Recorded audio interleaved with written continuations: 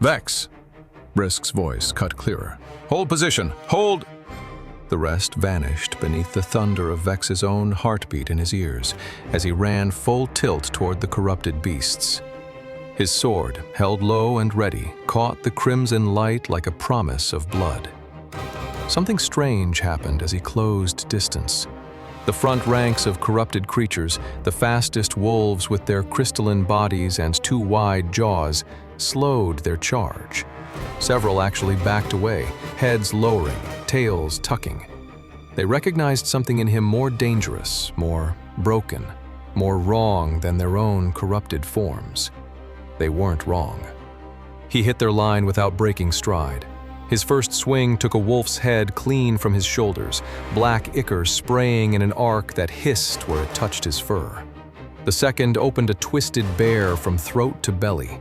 The third shattered the crystalline protrusions from what had once been a fox.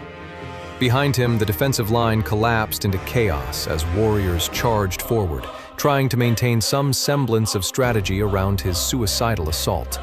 He heard Aldrich shouting new positions, trying to salvage the battle plan that Vex had shattered.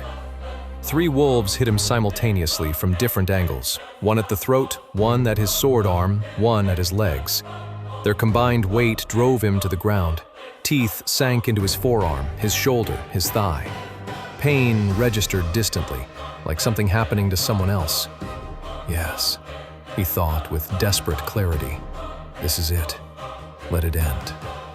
Black ichor from his earlier kills mingled with his own blood now, creating patterns across his fur like corrupted constellations. The pain intensified as jaws found purchase. His vision narrowed, darkened at the edges. Then his body betrayed him. Without conscious direction, his free hand found a wolf's eye socket, claws digging deep. His wounded leg kicked with unexpected strength, throwing another beast clear.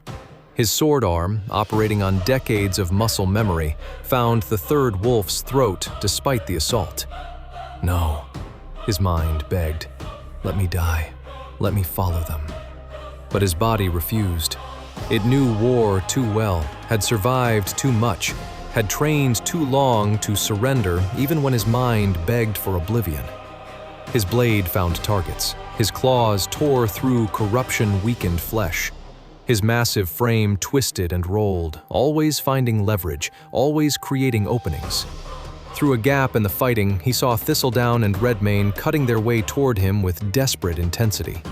The Mouse Warrior's small blade moved with frightening precision, finding vulnerable points between crystal growths.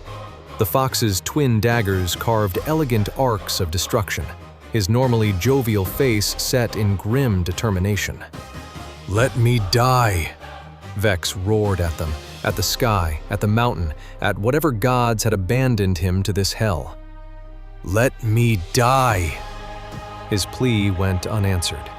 More beasts converged on him, drawn by his voice, his movement, his defiance.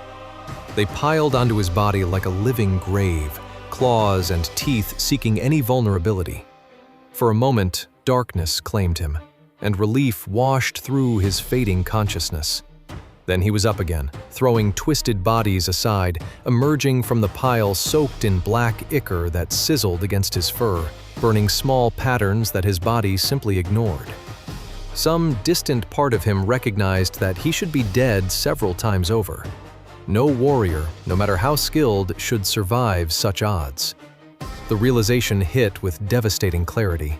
He was too good at war to die in it. His body knew survival too well to surrender, even when his mind begged for release.